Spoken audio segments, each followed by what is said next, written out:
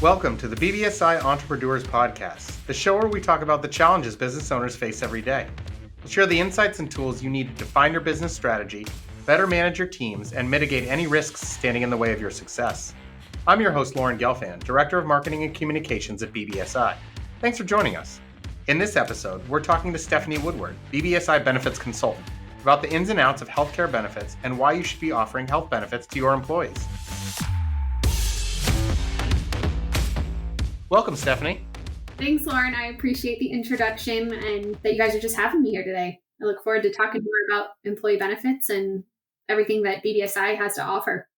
Well, I'm excited to talk to you as well. You and I talked about having you on the podcast, I think maybe a month ago when we were discussing the BBSI new benefits program. And I thought it'd be great to have you on just to inform our listeners, our business owners out there, and our partners about the ins and outs of benefits, because it's really a complicated industry. It's a complicated environment, especially now. But before we dive in, I'd love to get a little bit more of your background. I know that you've been working in the health benefits space for a long time. So tell us a little bit about what you've done before you came to BBSI.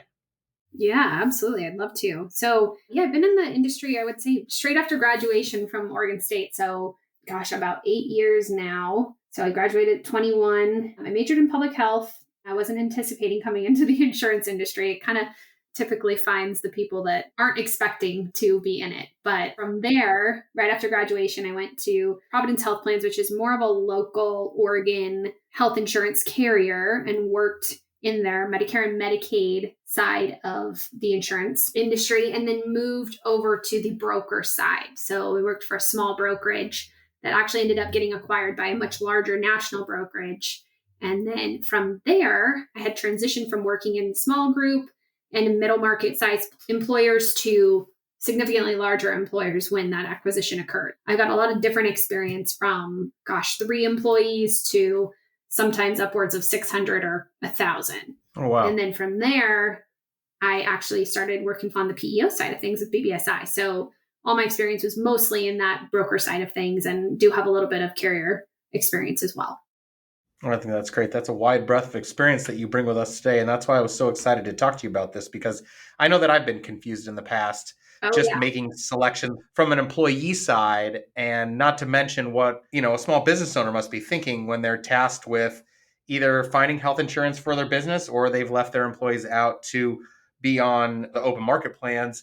I do know that the labor market is tight today. And I know that a lot of companies are really battling it out to find employees.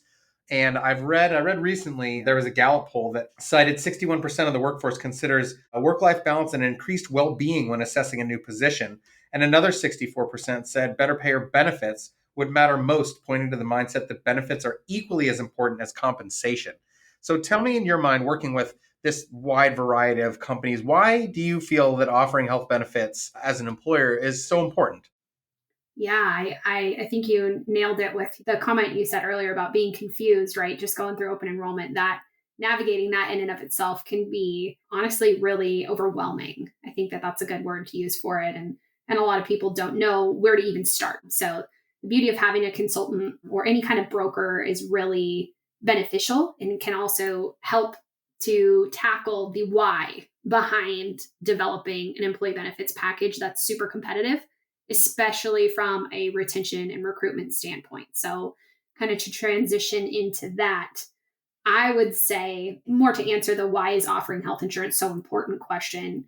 And there's tons of reasons and ways to answer this. So just to rattle off a few of them to start, I would say consumer. So on the employee level, employer level, I would even say on the insurance carrier level, there are so many different ways to view and answer this question.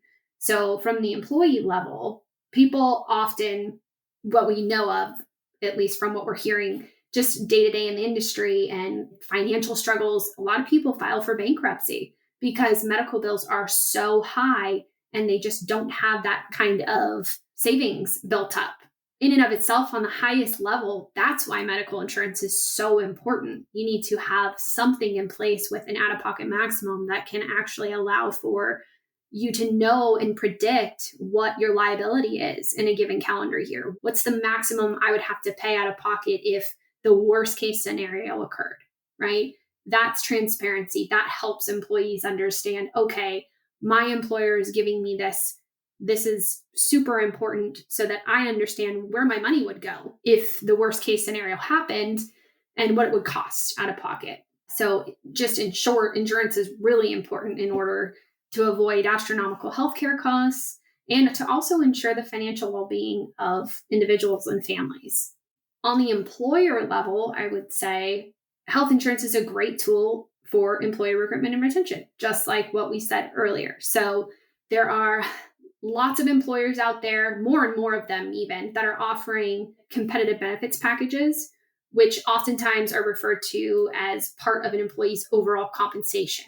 So it's not just the dollars in and out from a business perspective for an employer. It's really how can we figure out how to compose and deliver the best employee benefits package possible so that we are hiring great, productive employees and keeping them on for long periods of time instead of seeing high turnover year over year. Employers also could miss out on the opportunity to hire a great job candidate, right? If they don't offer a benefits package and somebody else that individual is interviewing with does, that's a huge missed opportunity. How can we edit what we're offering to our employees and even our job candidates to kind of get them hook, line, and sinker, for lack of a better phrase, to come work for a great company that offers also great benefits in addition to that compensation. So I would say it's definitely different with the lens you're viewing it from, right? An employee will see it a little bit differently than an employer, but there's a lot to the importance of offering health insurance.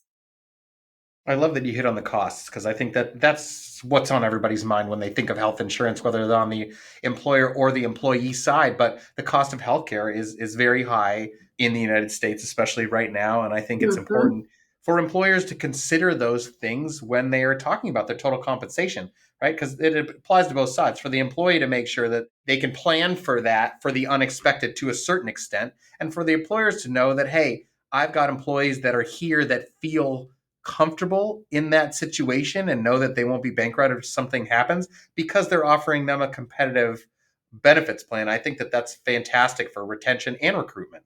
I love that you went that way. Yeah, absolutely. I think a lot of the time in the broker world and in the sales world, right? I'm in a consultant role, right? Selling is part of my role.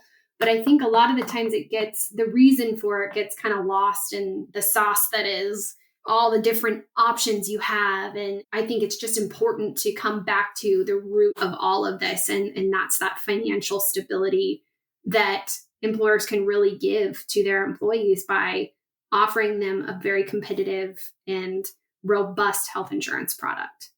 Absolutely. Now, I imagine there's some business owners out there that say, oh, well, I can't afford to offer a health plan to my employees, but they can always go out and get that on the exchanges. And I know that a lot of things have changed since the Affordable Care Act was enacted quite a few years ago now, and it looks like it is here to stay and it's not going anywhere. How have you seen the Affordable Care Act change sort of the landscape, the benefits landscape out there? Yeah, that's definitely a loaded question for sure. It has changed it in many, many ways. I mean, mostly compliance, and I'll get into that a little bit, but it has resulted in many, many checks and balances, like I mentioned, from a compliance perspective. And that's where potentially PEO partners can come in, like BBSI, to help mitigate and alleviate small business employers, or even larger ones, of those compliance complexities that the ACA has kind of initiated in that regard. I would say number one is compliance from the ACA's perspective. Mhm. And then also just from the requirements that come from the ACA, right?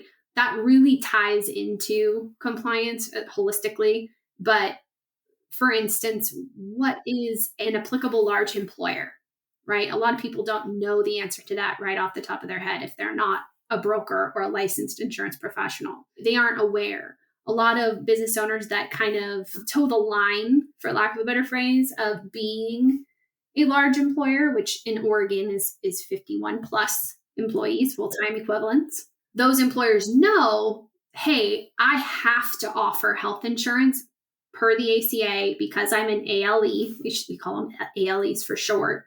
So that's when they're thinking, okay, if I'm offering this, how much skin do I have to have in the game, right? And contributing towards premiums for employees. Right. How many people are going to enroll? Are there participation minimums that are required per BBSI's master benefit plan contract? Or is it that way for any open market plans? There are so many different pieces that come into play for ALEs and even for those small employers, right? If they're 50 and under, there's still ACA regulations and many of them that have really changed the framework of how we think of offering benefits since it went into effect.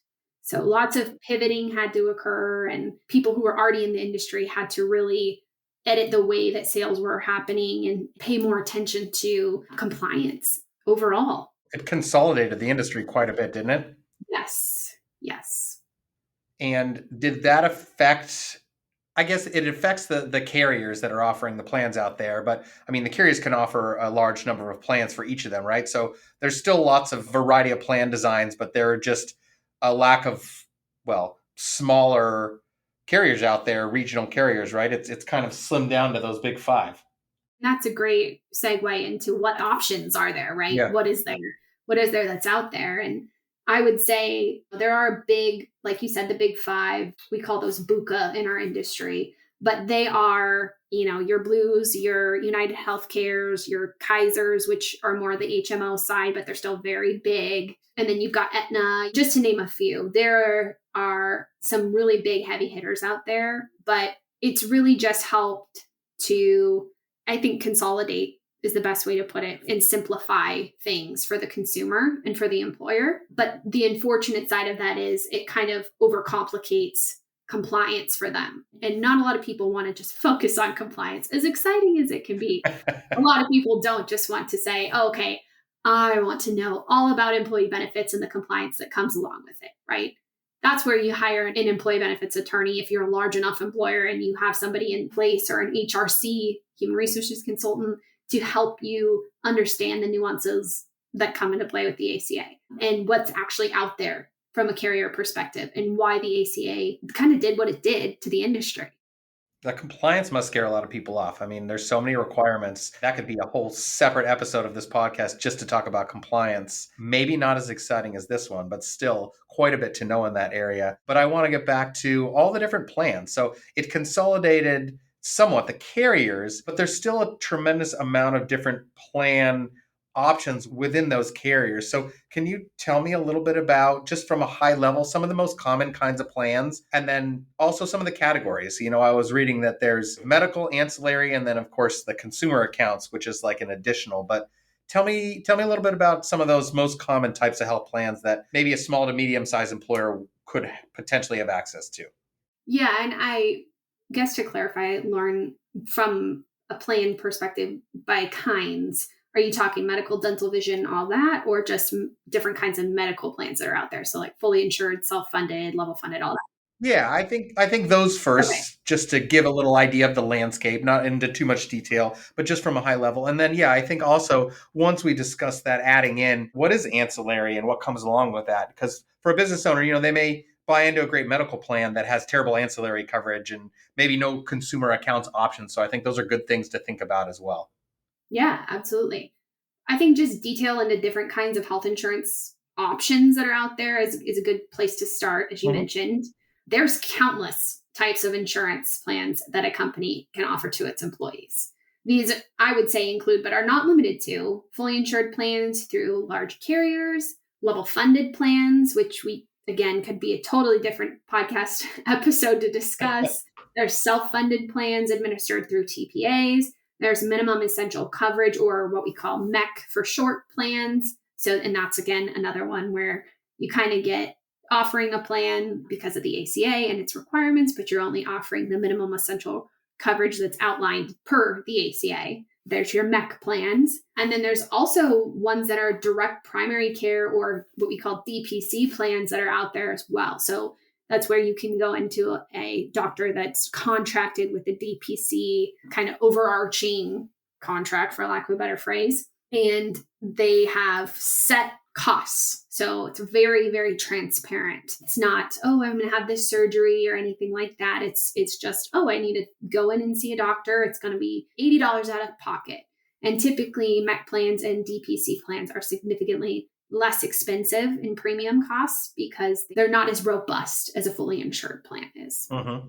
So lots of different avenues out there for small, large, middle market sized employers. And then there's also the options for adding ancillary. We love to refer to those add-on things. So dental, vision, life insurance, short-term disability, long-term disability, critical illness, accident, all of those plans we refer to as quote unquote ancillary plans. So you've got your medical, which is the big one. And then next to that, employers can add additional coverages to offer to their employees.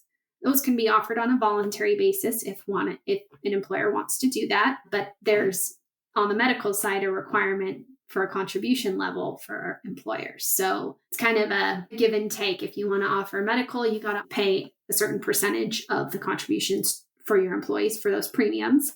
And then on the other side, if you want to offer, say, just dental and vision next to that medical, those can be offered totally on a voluntary basis. So the employer actually doesn't have to contribute to those. Oh, that's interesting.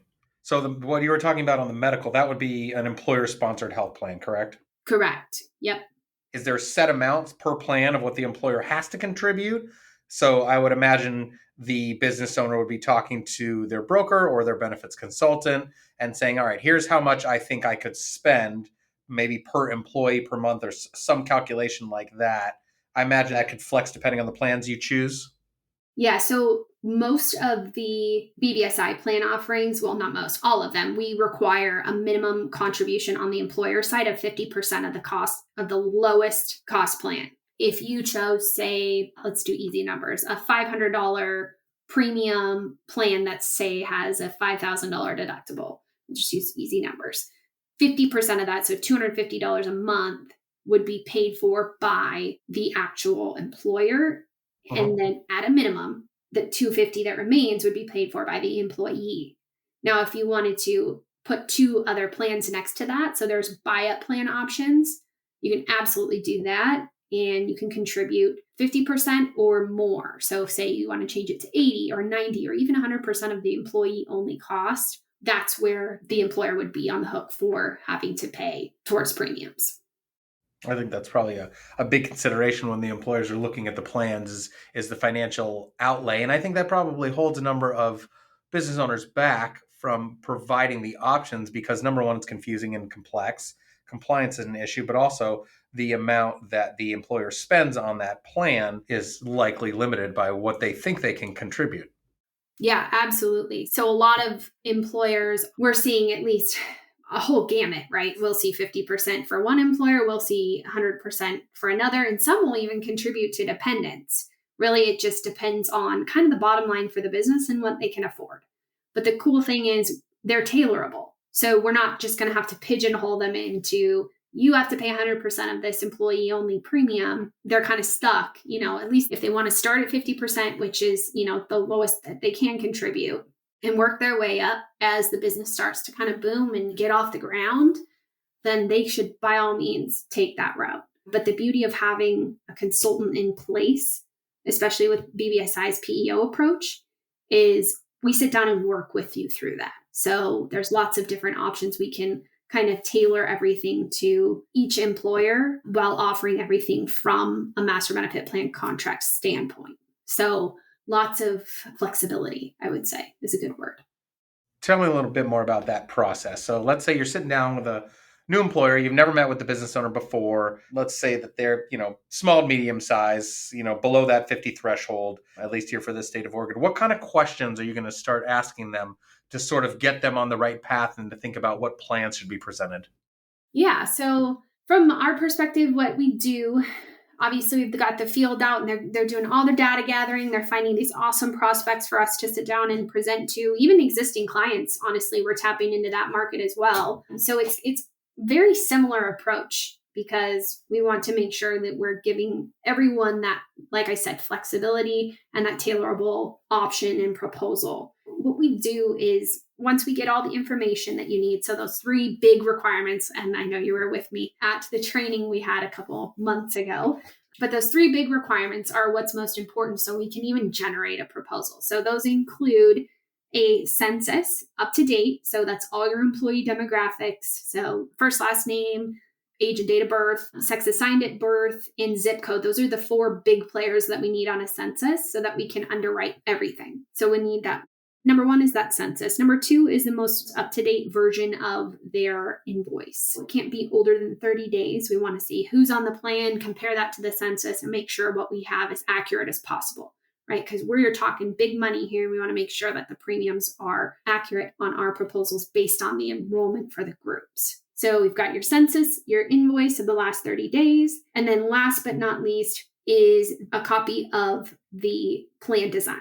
Plan designs can come in the form of a plan summary, or preferably on our end, a summary of benefits and coverage that really shows, okay, they're at this level of a deductible now. We can offer them this level of a deductible on our plan. We want to try to see how we compare to their current plan designs, and if we're even able to kind of improve those for them in the process. If they don't have benefits in place, all we need from them, from those big 3 items, is that census. So we can see what the population looks like and how things map out from a pricing perspective. And then you'll take that information and look at the available plan designs and select a few plans that fit their profile the best. Is that how that works? Yep. So our underwriters take all that information in, and then they essentially plug it into that we have an AI underwriting tool. It's pretty cool. And they just look at that population and say, okay, based on this information, and they never share any protected health information with anyone, but the system takes that based on that information, they underwrite it, and then they generate a proposal, which is where the consultant really comes in and we start doing our work, right? How can we develop a strategy in this proposal to edit contribution levels, potentially save money if we can, or propose more rich benefits for maybe equal to or a little bit more cost for an employer. So it's really all strategy with them. And those things are editable even after we propose to them, right? Nothing's absolutely set in stone until they say, yes, we want to go with these plans, with these costs. They sign their stuff, and then we get that all built out in our system. So they have a lot of flexibility in that regard, and then they have a lot of consultative approaches and time. Lots of good checks and balances there to make sure that whatever we're developing for the client or the prospect is a best fit for their population. I love that part of it. I think your role is so critical. I wish that I had a benefit consultant for all the times that I've worked for an employer on the employee side, and I had to pick, what plan options I wanted from what they were presented. And I can imagine from an employer standpoint, the same thing applies. Like, you want somebody there that is knowledgeable about the industry, has the experience to say, yes, this is going to be tremendously helpful for your business, for your employees, and here's how we can make it work for you. Because I think there's a lot of misconceptions out there about health insurance from the employer's standpoint. I imagine you've heard quite a few of those. Are there any that stick out in your mind where you were like, come on? Oh, yeah. There's tons of misconceptions. And to kind of piggyback on what you were saying from, wishing you had someone to talk you through kind of that process. The cool thing about what we do is once we get everything signed, sealed, and delivered, our consultants actually conduct open enrollment meetings on behalf of the employer too. So the buck doesn't stop once the sale is made, right? We continue to partner with those employers to make sure that we educate their employees to be good health insurance consumers. Consumerism is a huge part of this. And that's, I think, where a lot of those misconceptions come into play, right? I don't understand this. I want nothing to do with it. I'm going to pick the cheapest plan and, wash my hands of it until next year, right? Or all they care about is taking our money and I don't even use my benefits ever, and all sorts of misconceptions from employees. Like, we hear it on many different levels. The beauty of actually conducting those open enrollment meetings is teaching, okay, what's a deductible? What's an out-of-pocket maximum? What am I most liable for in a given calendar year? What are my copays? What happens if I totally go out of network and don't go to a doctor who would charge the in-network rate, right? What does that mean? How does this all contribute to my financial well-being as an employee of ABC company? There's a lot of different approaches that we want to take, especially from a PEO standpoint, to make sure that we are pushing good health insurance consumerism, but also knowing that we need to educate first as opposed to assume that people really understand what we're offering. I think that is such a key point. I got to imagine that there have been a lot of employers who roll out health plans and people don't sign up because they are confused about what those plans are, or they're overwhelmed with too many options that are out there. And so they just sort of shut down and they don't sign up. And then the employer is left wondering, I spent all this time and money and effort putting this great plan out there and nobody's on it. Right. Yeah. And a lot of employers face that because they don't have a solid partnership, or, and maybe in their broker, or they've gone out and done it on their own, or whatever it is, whatever the hurdle might be for them. They don't have that partnership and kind of camaraderie with a consultant or a business like BBSI that can really come out and give them a lift where they need it, and really push participation and make sure that people understand what they're getting and they're not just paying premiums for no reason, right? And if they feel that way, can we offer a plan that's lower cost but has a little bit more bells and whistles associated with it, that, like you mentioned earlier, on top of the ancillary benefits, right? We've got flexible spending account options, we've got health savings account options, lots of different ways to kind of, I would say, combine strategic approaches to make the package as diverse as possible for whatever kind of employee comes your way.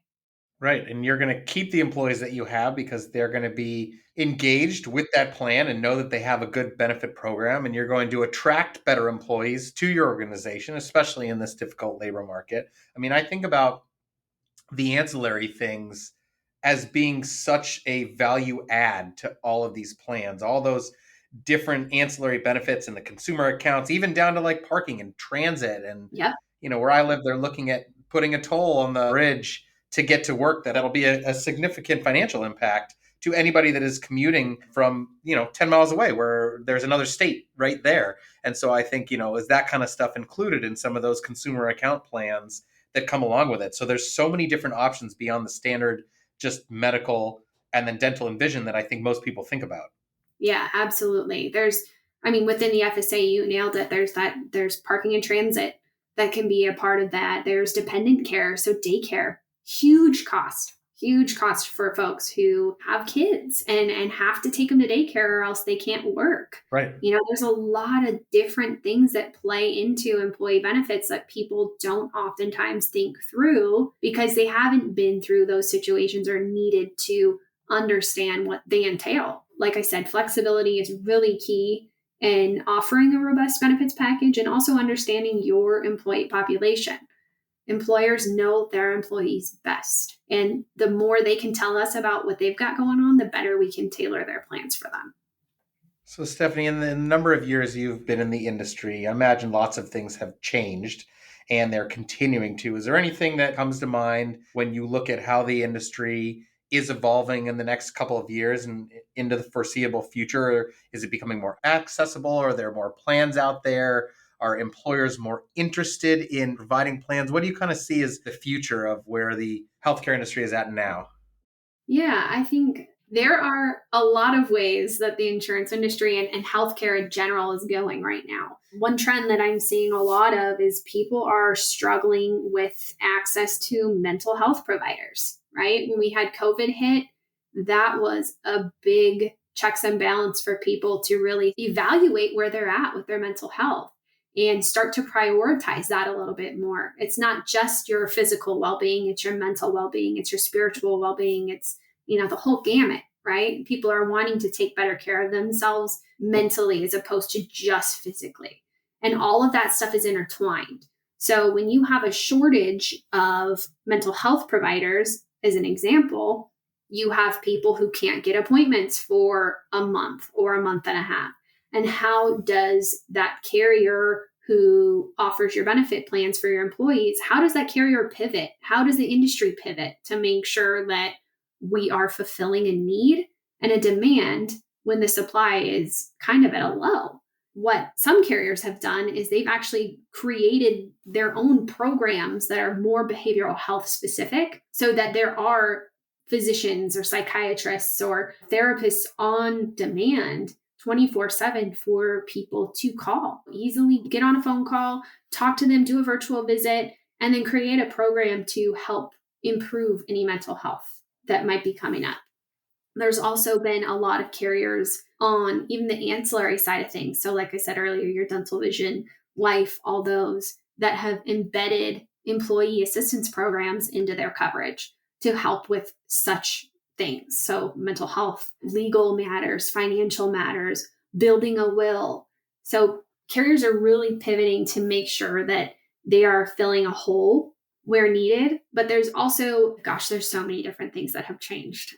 I would say number one, though, on the forefront of a lot of people's minds is accessibility to care. And that's not only on the mental health side of things, it's also from a primary care physician side of things, from a specialist care side of things, getting x-rays, getting MRIs. Things are just fewer and further in between because of the way the state of the economy, things have changed since COVID started. And now that it's finally starting to dwindle for some people, the access to care has just been really on the forefront of everyone's minds. So I think that that's, I would say, number one. I find that one really interesting. I see more urgent care type clinics pop up all over the place. Those minute clinics that are in your local pharmacies and your local, Walgreens, CVS type of stores out there. And then the telehealth, I think, is amazing. Yep. Just being able to see someone face to face and tell them what's going on. I know we've used that in our family, and it provides you a much quicker result than waiting months out for an appointment to get to see your primary care and then being referred out to somebody else. Yeah.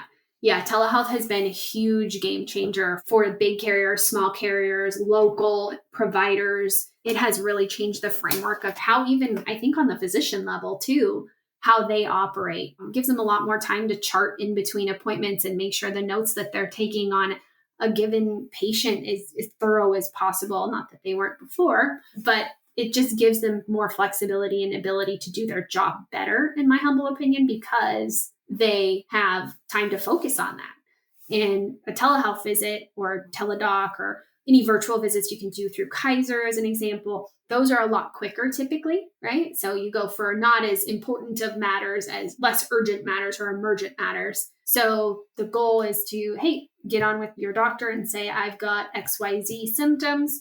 They say, okay. Sometimes you can even send a picture if it's dermatology, and they can look at a mole and say, oh, I think you're good, or okay, nope, come in, let's get a closer look. But it's really that simple. Some carriers have even pivoted to being able to send messages directly to your doctor's office and say, hey, do you think I should come in for this? This is what I'm experiencing, right? Or access to nurse helplines. There's all kinds of different ways that the industry has really had to adapt, especially since COVID hit, and the accessibility issues we're seeing. I think we're going to continue to see a lot of adaptation year over year, especially in the near future.